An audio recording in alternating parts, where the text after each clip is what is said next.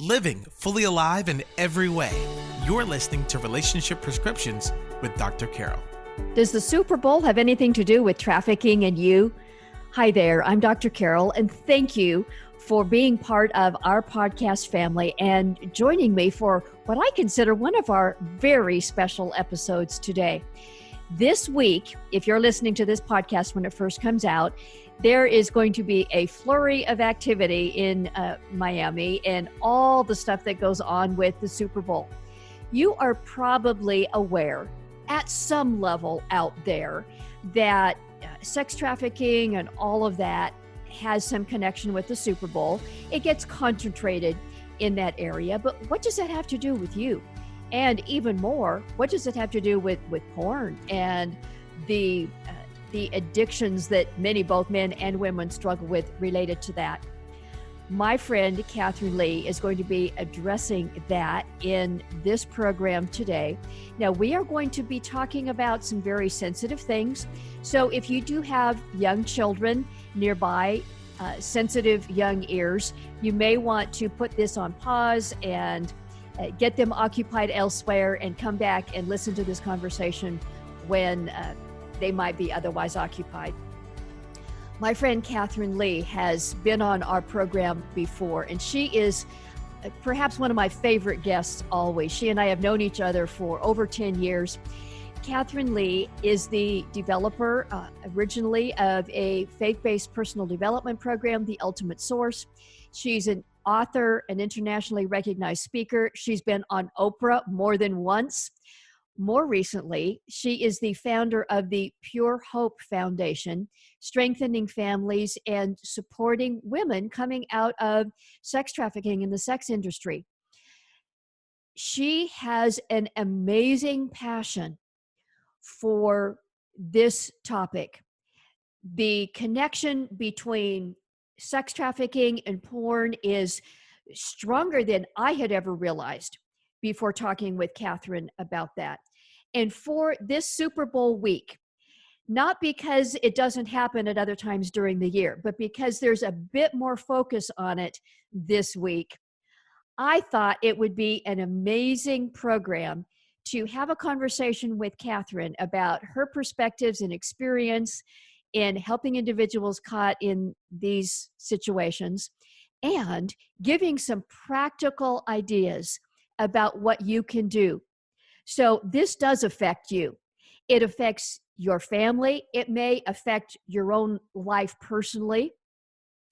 And it certainly affects your community. And in this program, you will also hear some very practical things that you can do in combating the tsunami of sex trafficking, porn, and all that goes on with that. So here is my conversation with my friend, Kathryn Lee. Well, Kathryn Lee, I consider you a friend, and what a pleasure to have you on our program today talking about something that is really a passion of yours. So glad you're here. Oh, it's such an honor. And I consider you a friend too. It's been a lot of years we've been doing things like this together. Yeah.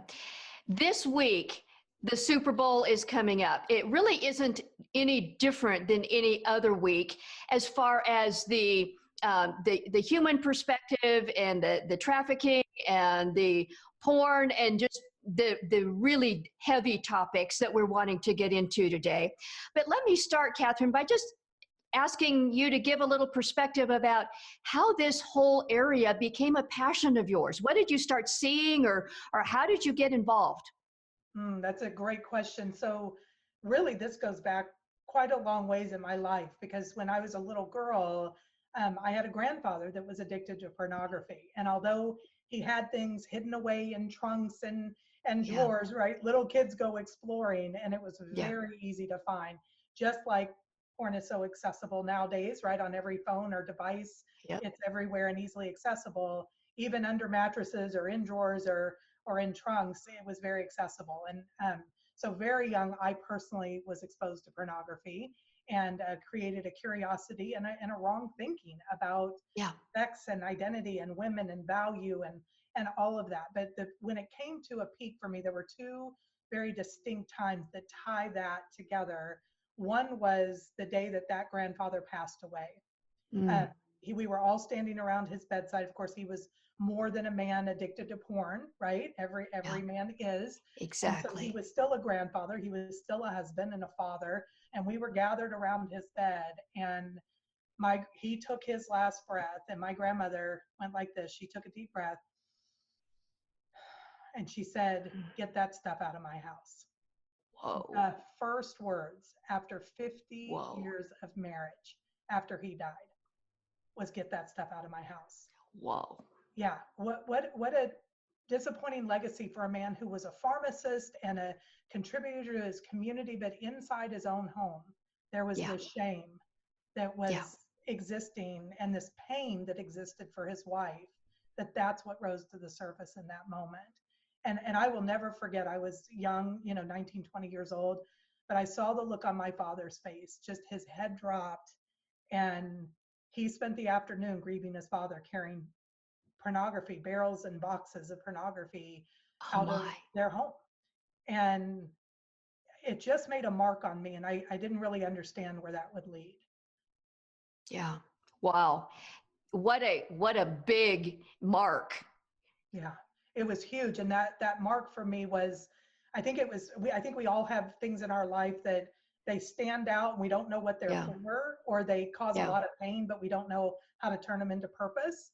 But that Yeah. was one of those things. And so then years and years later, I had, you know, gotten into my life and my career, and I was just having an incredible, blessed life, and was traveling one day on an airplane, and sat next to a guy on the airplane. And I like to not talk on an airplane, so I put on Yeah. headphones and put a Bible or faith-based book is usually what I'm reading on my lap. And I jokingly say, if you don't want somebody to talk to you on a plane, put a Bible on your lap. It's a joke, but it really is what I wanted to read. And it was interesting. This day, this man got on the plane, and he told me later, when he saw that Bible on my lap, that he knew he wanted to talk to me. And so Mhm. I'm trying to ignore him. He keeps tapping me on the shoulder to try to get me to talk to him. And finally, I hear that still small voice that I spend quiet time in the morning seeking. Yeah. And I heard that quiet voice say, "Talk to him." And I Mhm. took off my headphones. I have to say, a little begrudgingly, because I was really looking forward to quiet time. But I had Yeah. learned that if I follow that still small voice, that I'm usually blessed, or I bless somebody else, usually both. So I took off those headphones and I obeyed in that moment. And he and I got to talking. He was charismatic and just phenomenal guy, well traveled. He just knew so much about so many things. And I just remember thinking, I'm going to set this guy up with one of my single girlfriends, right? This is why God wanted me to talk to him. They're going to have babies and name them after me. I had this whole love story going in my head, as sometimes we as women do. And he told me later that he talked to me for that hour because he wanted me to ask him one question. And sure enough, I bet when the time came, I said, "So what do you do?" And he said, Mhm. "I own the second largest pornography company in the world." Oh my. Yeah. So he told me Oh later, my. right, that he thought it would be funny to watch the Bible lady squirm or judge him the rest of the flight. But in Yeah. his words, "Instead, you met me with love, grace, and curiosity, and I didn't know what to do with you." See, this is what's Wow. interesting is, talk about pain to purpose. Because I had been exposed to pornography so young, that didn't shock me. Yeah. I was curious. I didn't want to judge him. I wanted to know why a man would own a business that caused so much pain to my grandmother and my grandfather. Like, I was just in a posture, I couldn't judge it. I was aware of it, but I wanted to know. I got curious in that moment. And when I didn't judge him, he started justifying what he did. And that conversation, I know for sure in my life, took me in a whole different trajectory. Yeah. And I think for him, he'll probably never forget it. I'm sure, and neither will you. Um, the foundation that you became involved with in the last few years helps individuals who are into or have been affected by that whole industry. And the Super Bowl this week makes this industry a little bit more visible. Again, not because this week is any different, but just because of a bit of awareness that has come to be. Talk about that connection, about how the porn and sex industry what that does mean around the Super Bowl events. Yeah, so you'll see a lot about that in the media probably this week because the issue of trafficking has gotten to be such a big thing. But years ago, like when I met this man on the plane, people really weren't talking about trafficking. Now, Yeah. pornography has been out there. The more accessible it gets on the internet, the more people are talking about. When the average age of a boy seeing pornography is 8, the average age for a girl is around 11, and it's highly, highly addictive. We can talk about that in a minute because it's what links pornography to trafficking, right? But now the Super Bowl is coming out, and when I went home from the time with my man on this plane, because he said to me when we were done, Kathryn Lee, I'm going to tell you 2 things. Number one, I don't think I'm ever going to sleep quite the same again after our conversation. And number 2, I think these girls, meaning the girls that he had lured into porn, coerced into pornography, they have scouts that go out and look for girls with daddy issues. So they're coerced and lured into this issue of trafficking to be a model or to be sexy and all the things that they coerce. And I went home and looked into the impact of pornography, and I was shocked to see this thing called trafficking. And it was interesting because there were stats that people talked about the Super Bowl and trafficking some, but what I found was it's just that when the Super Bowl comes out, the concentration of those victims get brought into that town because there's such demand. And why is there such demand for girls that are trafficked? Young girls. I mean, the average age that's lured is 12 years old. So these girls are 12 to 18. You are a trafficking victim if you're under 18. That is the definition by law. And if you're over 18, it's probably just that you got slipped through the cracks, right? Yeah. And so we've just failed that young girl longer, in my opinion. And so we established Pure Hope Foundation to help the victims. But when we started looking at the Super Bowl connection, it was the concentration was there for the demand, and the demand is there because of the accessibility and addictive nature of pornography. One thing you said that I did not know, Kathryn, until you just talked about it, was that 12 tends to be a time. I had no idea it was that young. I think perhaps I have fallen into a trap that many others do, that, older teenagers and, the ages when they may, start to run away, or drugs, or, high school problems. But as young as 12, wow. Yeah, and unfortunately, this is that tie into pornography. A lot of people say it's, oh, it's a sexual enhancement, or it's something that we do and it's a victimless crime, a victimless issue, but it's not. But 50% of young women that they have rescued out of trafficking at some point were filmed for pornography. So they are literally modern day slaves and modern day sex slaves that are underage, most of them, and those that are over age, again, I feel like we have just failed them somewhere in the system, in the time frame typically, and in a lot of scenarios. And so when we look at that age of 12, the challenge is because pornography is so addicting. This is exactly what happened to my grandfather, and it can happen to any of us, men and women. Yeah. So just know, because it's a brain issue. We can talk the moral issue about it. People can debate that all day long, but I want to talk science in the brain. Yeah. Because, in neurobiology, the neurons that fire together wire together. And the more we revisit a topic, especially something that has a big reward center, something that gives a high reward to our biology, it's like, think of a trail in a woods. The more you go down the trail, the deeper it gets, the broader it gets, right? Well, when you have something that's a reward center, it fires more and stronger. It's like a whole army going down that trail. Yeah. So those neurons fire easily. And then there's this part of our brain that is the like and the want. I like that. Ooh, I liked that. Ooh, I want that. It's 2 different reward centers of the brain. Well, your brain sees pornography. There's a part of our brain that is made to mate. It's made to drive us forward. God designed us. The beautiful gift of sex. One thing I like to say is, I am not prude. I am not talking about this because I hate sex, right? It's one of the greatest gifts God ever gave us. And so what this has done, though, is pervert that gift and turn it. And when I say pervert, again, that's not a moral judgment. Oh, my light just went out. It's a situation where the brain gets twisted. Okay, that's why that perversion piece comes in. And so what happens is The brain is wiring. It says, I like that. And then it says, I want more. But interestingly enough, the like system gets dulled, just like with drugs, Okay. alcohol, food. Right. You need more. You need Right. something that, because the like is getting dull. I need more to get that same hit, that same rush, Yeah. that same reward. But the want system just gets stronger. So I want, but then the like is getting weaker and weaker. And so you need more. And what happens in the issue of pornography is typically the brain and the biology and the drive means it gets more violent, means the Yeah. girls get younger. And unfortunately, our generations are being taught sex education is pornography for a lot of our youth. So they think that's what sex looks like, sounds like, feels like. And a lot of it is a tremendous, it's violence and it's degrading to women. And it's really about not liking women on top of this issue. Yeah.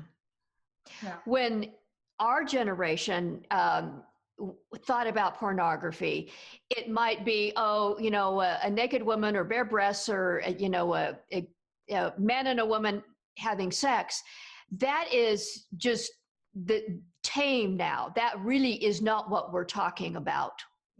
No, unfortunately, I mean, the human body is beautiful. I mean, you can look at the statue of David, or God created it to be beautiful so that we would create families, but we would Exactly. be operating out of love and compassion and protection, and the way that is meant to be. And unfortunately, pornography is out of, a lot of times it's out of domination and devaluing. So what is pornography?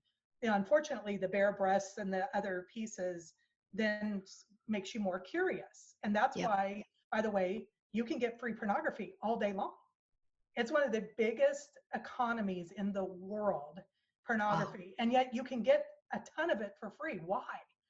Because they know if they can get you to look once, you're going to get curious and you can keep looking at the free content, but the free content is more tame and you're going to get curious to go behind the door, which is where you pay.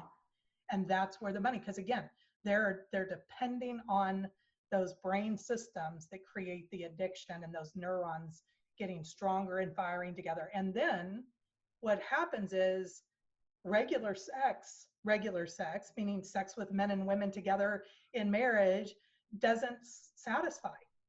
Right. Because the brain has created this stimulus. I mean, unfortunately, we have situations where young male boys, because they've been viewing pornography for so long, are needing erectile dysfunction medication in order to be able to perform in a real relationship. I talked with a psychologist here in the city where I am that deals primarily with adolescents. And he said, we had a 15-year-old boy come that struggled with erectile dysfunction because of porn. He said it's getting younger and younger, and now we're starting to see teenagers already affected with erectile dysfunction.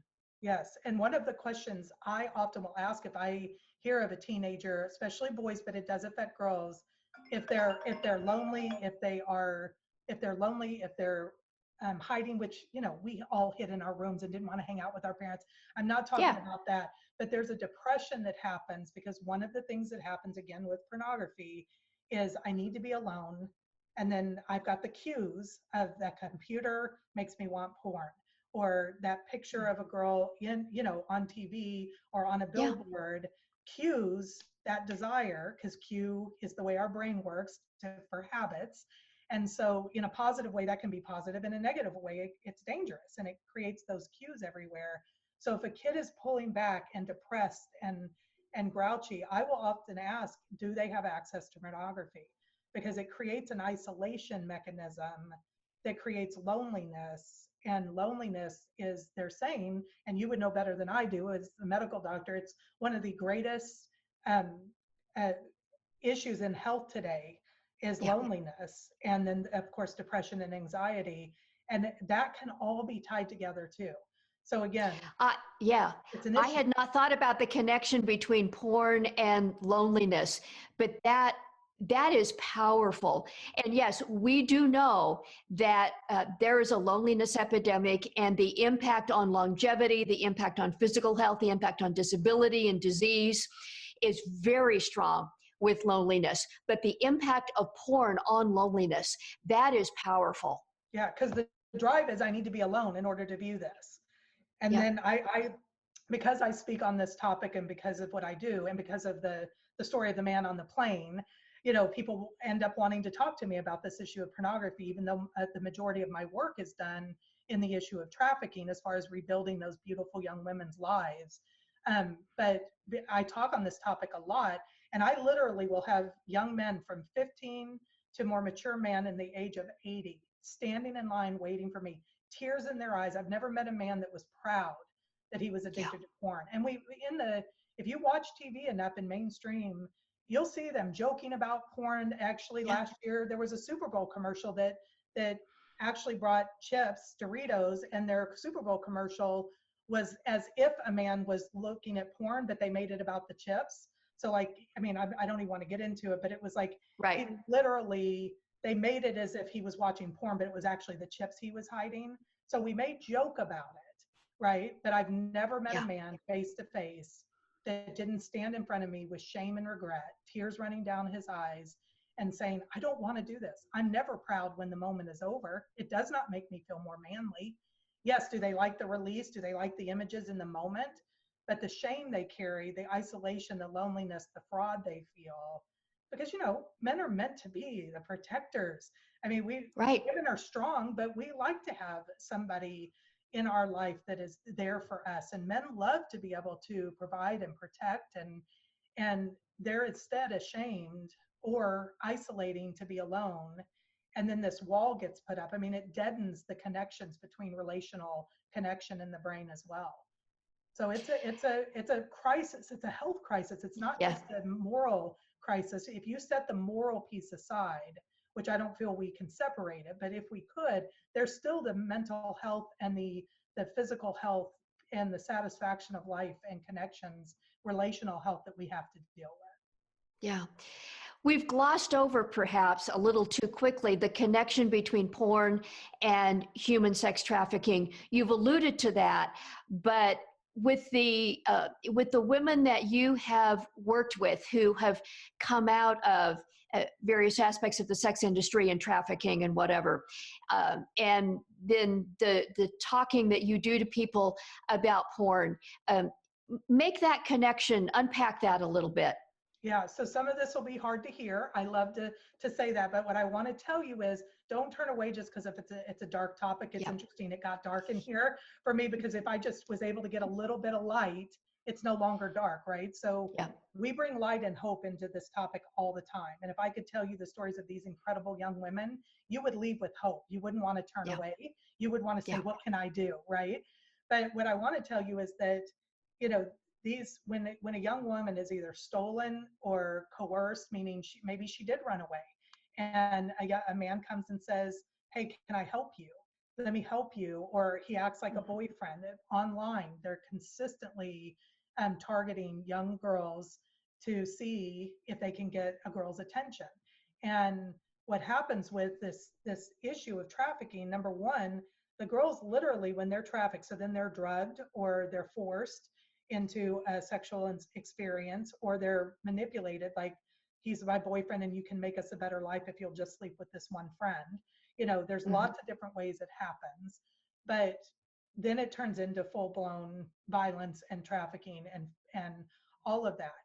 And what's interesting is very often what they're taught to do is what is on pornography, because that's what men are looking for when they actually then go buy a girl. See, it's the escalation. No longer on the screen will it do any good, and no longer in my own personal bedroom with a safe wife. I don't want to do that to her, or she won't participate or whatever it is. So now I'm going to go out and buy somebody that has to do whatever I tell them to do, and it mimics pornography. And so when you think of it, whether the young woman, again, 50% of them, they say the stats are, will have actually been filmed at some point. And I've had young girls say, yeah, they filmed me being raped, is what they did. And because rape culture is part of pornography, that's actually one of the categories that you can click on. People think it's acting, and it's very often the very real thing. And so it's a very devastating thing to hear that. And especially when you're sitting across from a young woman face to face. I get the privilege of being with these beautiful young women face to face and listening to their stories. And then we call it the great exchange. We get to exchange all of that for a new life and be able Wow. to, through multiple modalities, help heal them. But we can't just keep, it would be like, just pulling people out of water that are drowning instead of going up and damming the water flow, right? So we can continue, and I will continue to pull people out of the water and revive them, right? And our team will always do that. But we have to put the dam up of demand in order to stop that flow of the pain that's happening. Absolutely. And we're going to talk about some practical steps in that very direction here in just a moment. But before we do, you've alluded to this, but I think it's another point we need to make, and that is what pornography does to the identity of women, how they see themselves, and how other people, how men see women, or even women see each other. Yeah. Okay, so first of all, let me get it down to who we are as women in general, right? We all want to be seen and Yeah. valued like that. I mean, just if you have a grandchild or a niece or a nephew or a little girl, what do they put on a dress or they put on, a football helmet? It doesn't matter. But then they go, look at me, Yeah. right? Yeah. And a little boy often is saying, do I have what it takes, right? Like, watch me Yeah. do this. They're wanting, but a girl's just saying, look at me, look at me. So every young woman has that desire. And when you've been looked upon and objectified, and that your only value is sex, especially Mm. sex that was forced upon you, you don't even want to do it, but you have to pretend that you like it. Yeah. All of us at some point can try to put ourselves in a position of what that could mean, right? But I look at it at young girls that are just promiscuous. Inside their heart, they're screaming, "Do you see me?" Yeah. So it could just be the girl that's trying to get attention, and this is how the traffickers are getting these young women is they give them attention. They have a thing called the compliment test. It's the first stage of recruiting a young girl. They tell them, Mm. go send the scouts out to malls and high schools, look for girls with daddy issues, and the first thing you do is give her a compliment. And if Wow. she pushes the compliment away and keeps walking, meaning says thank you, and keeps walking, then she's no longer a target. But if she looks down and either sparks to the compliment or goes, oh, not me, then keep pursuing her. That's how they're Wow. testing her identity and what she believes about her value. And they do it Wow. online. They do it online. They give compliments and see if the girl responds and how she responds. And then the next thing is send me a picture, of you in your Mm. bra.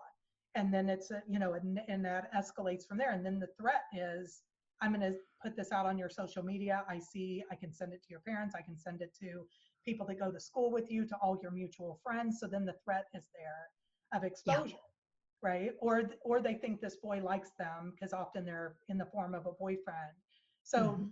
when we think about that, they're telling a young woman, and isn't this true of all media, that our value is in our bodies and in our Yeah. looks and all of that. I'll never forget. I'll give you a story that just really, I'll never forget this moment. I was with a young woman who was being exploited by a man, both in film and being used very high end um, situation, very high end area of, where there was a lot of money. He was a very high status person.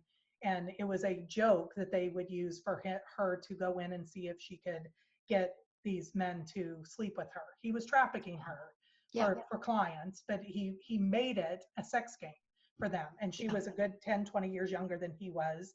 She had daddy issues, needed cared, and wanted a man to see her. But she was really Hmm. proud. She had taken the shame and turned it into power, Yeah. meaning, well, somebody's going to do it. Somebody has to. I've talked to strippers. They've said the same thing. Well, somebody's going to be taking their money. It might as well be me, right? They say that. And I've got a story about one of those young women too. But this particular woman, I listened to her, and she had a kind of a chip on her shoulder, and she had asked to meet with me when she heard what I did. And I thought, well, this is curious because she's really proud of this, but I knew underneath that she was screaming for help. Yeah. And I Yeah. finally just said to her, hey, I hear what you're saying. I'm just curious, do you ever want that man to say, no more. They don't Mhm. deserve you. You are to be valued and protected.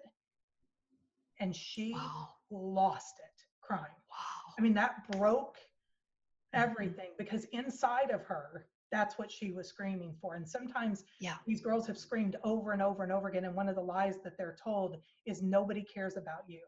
Who would want a Mhm. girl like you? After the very first incident, they put that shame on these Yeah. young women. And don't we do that to ourselves sometimes when we are trying to be seen, but maybe give too much of ourselves away? And That's then right. we turn it into shame. And I had Yeah. another young woman who was a stripper, and she was like, they might as well give the money to me. And she turned it into power. And I asked her, I just said, hey, when was the first time you were ever hurt by a man? Mhm. And she just started bawling, and she had been raped as a young girl and had again Wow. decided, instead of being a victim, she was going to have Yep. power over men. And that was a way that she did it. And later she ended up getting alopecia, even though she kept saying that she enjoyed that power. She got alopecia out of stress, her hair was falling out, and she ended up unfortunately taking her own life. And Wow. again, she's why I do this, right? Yes. These young girls, and even my grandmother is why I do this, because I don't want another woman after 50 years of marriage to have to stand by and say, get that stuff out of my house. Get that at my house. Because Wow. you know what? I know that men, because of the men that stand in line to talk to me, they want to be out of the addiction of it too. And maybe not all of them, but a whole lot of them are tortured by it as Yeah. well. Well, I know there's been debate, Kathryn, about what the source of all this is and what to do about it. Whether legislate about the trafficking and that should be the focus, whether the rescuing is primary, or whether you, make the porn harder to get. And there's probably some aspects of addressing it in all different levels. But talk about your perspective of what needs to happen to dam up that river. How do we bend the curve? How do we stop some of this tsunami? Yeah, great question. I wish I had all the answers to that. I can just tell you what I know I as an individual can do. Yeah, And I think if we all then just take what we can do, whatever yeah, part of this resonates with you, number one is just get educated. One of yeah. my favorite websites is fightthenewdrug.org, Okay. fightthenewdrug.org. And they have some of the best science and education. I have a personal faith belief in the value of men and women and what we were designed and created to be. They show the science end of the perspective, but it all comes together. So I think get educated. Um, I think that if you really, our ministry, we have two arms. One is to strengthen families, and the other is to restore victims of trafficking, because our strengthen Mhm. families is the damming up part. And what we see is Yes. we want to raise up the heroes' hearts of men. We want men to feel their worth and their value and their strength, and to defend something powerful. Because men are looking for good battle, right? Whether he's a computer Yes. programmer or a poet Yes. or a warrior, they're looking to battle, something, but it needs to be good battle. So if we can raise up the heroes' hearts of men, because I believe for a moment that's what I woke up on that man in the plane. He actually told me, I don't think I'll ever sleep again the same, because I asked him if ever at 3 a.m. that it bothered him, that Yeah. his hero's heart ever wake up on behalf of these young girls at 3 a.m. Not when he's justified all that he's doing or getting the money, Yeah. but at 3 a.m. did his hero's heart ever wake up? And that's why he said, I don't think I'll ever sleep the same again. So I think it's about men raising up the heroes' hearts of men. And then I think it's about women knowing our value and identity again, because that's what they're Yeah. exploiting, is us not knowing our value of who we were and what God originally designed us to be. Great. Awesome. Strengthening families. I'd love you to talk about that for a second. What can happen in families that raises that warrior spirit up in men? And I'm thinking that there's aspects there that can also make young women less vulnerable. It's not that your kids aren't ever going to see porn. It's that letting them know what to do when they're uncomfortable, and making protective boundaries there so that they feel some value. But talk about what you've seen there in working with families and the approach that Yeah. helps. So one of the great things is there's so much hope, because you can rewire your brain, your neuroplasticity, Good. your brain can be rewired. So if there is Good. addiction, right, we can rewire the brain. And what's interesting is we've had young men, and once they hear the connection to pornography and modern day slavery, and that these women are being forced into it, that there's trafficking involved that it leads to, but also that many of those young women that's happening, there's a humanity that rises up all of a Hmm. sudden, because a lot of men don't know that. They really don't realize that. And if you can put it in the perspective that this is somebody's daughter, somebody's sister, Yeah. right? I mean, obviously, if somebody is a narcissist and there's mental issues, that I'm talking about the average everyday man that never expected he would be watching pornography, and he's a dad of young girls, and there's actually stats that show that the exponential opportunity for a girl to be trafficked goes up if her dad is viewing pornography. And so there's that part of, I need to protect my girls, so I'm going to protect these girls too, and these young women. Yeah. um Great. that often, is the case. And replacing, we can't replace something with nothing. So you can't have the goal, I'm not going to watch pornography anymore, Hmm. because the brain doesn't Yes. work that way, right? The brain needs Yep. to replace it with something. So picking up something, it can be a puzzle, it can be, I mean, video games, you can argue issues with it, but it could be going out and throwing the football with your kids, it can be running, but replacing something with something that's a better choice, that builds up your body and your brain and society, rather than something that's breaking all three of those things down. So I think that Yeah. that's really key. And then women not freaking out and taking it against our identity, which I totally understand. That if my husband was watching pornography, I would somehow take that personally. So I'm validating that human side, that I get that, but we really have to look at it as, yes, he's pursuing that, but what is the need he's trying to fill? Where is he trying Hmm. to feel manly? Where is he trying to conquer something? Where is his stress? And this at first just became a relief or release to that. So us, just really being able to have conversation that does say, this hurts me, Yeah. this makes me sad, this creates pain in me, and it could harm your children. That truth still needs to be spoken. And then before his healing, and really, men need other men to be able to be accountable, to be able to be connected to. We have a great ministry partner called Cave Time, and Jeff Foth is their founder, and he's about men gathering together, and they need good battles. So it's about locking shields, and standing against the things that break Yep. down our families and our society, and some of those issues like this. And when you have other men, instead of joking around pornography, saying, let's do something that's better for your body, your brain, and society, it makes a big difference. It's positive peer Yes. pressure. Positive peer pressure Yes. is a great thing. And that at Cave Time, again, was the name of that ministry, Yes. that partner of yours? Mm-hmm. Cave Time. Now, for those who have perhaps been a little more interested because of the Super Bowl this week around this whole area of trafficking and the relation with porn and all of that, is there anything that you can suggest if they are concerned or see something or whatever? Maybe they might be in Miami or have a friend in Miami or whatever, about the human trafficking part itself. Is there something that you can point to? What can we do? Absolutely. So just if you see a young girl where she's not in control of her ID or money, watch Mhm. for signs of things. And you can if you go and Google National Human Trafficking Hotline, there's all sorts of information there. I'll give a quick phone number, and I know you'll put it on your resource list, but the National Yes. Human Trafficking Hotline is 888-373-7888. So that's 888-373-7888.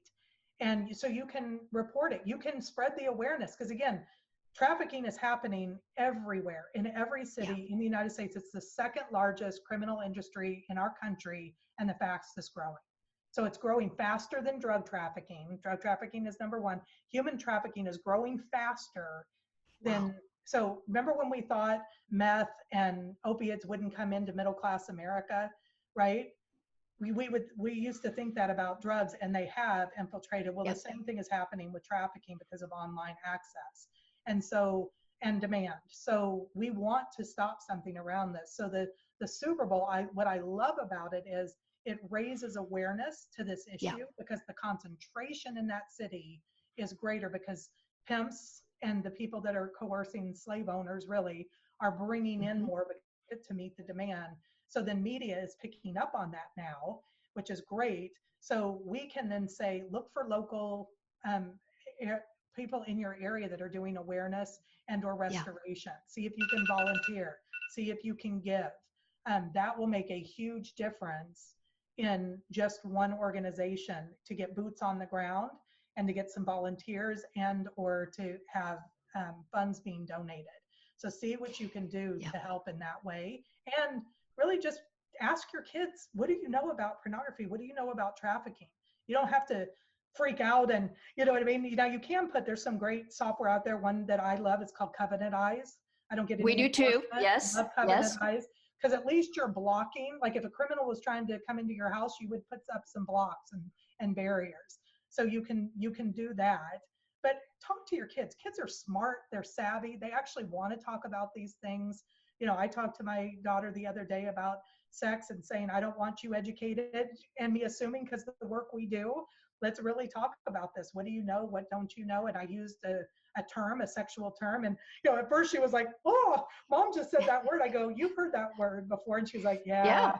you know, and it was like, Yeah. it's okay. Let's talk about these things. And then we can tell you what your value is, you know, as a woman, and what Yeah. you don't want to give away, right? And so being able to be real is really important to your kids too. I'm glad you said that this isn't only in Miami this weekend, it is happening everywhere. And the awareness is great. And God willing, somebody watching here will see something going on in their town, in their neighborhood, will call that number, will step up and say something, will support the actions that are being taken right in your town, because it is everywhere. Yeah, it is. And people will say all the time, you know, our organization is Pure Hope Foundation, and they'll say, well, you know, how can I volunteer for you? And they live, you know, states away. Well, we have an Yeah. ambassador program. So if there's nothing in your area, you can certainly be an ambassador. It's on our website, and we can teach you how to go out and give an awareness event, or you know, we have all sorts of resources that you can do. But look for a local.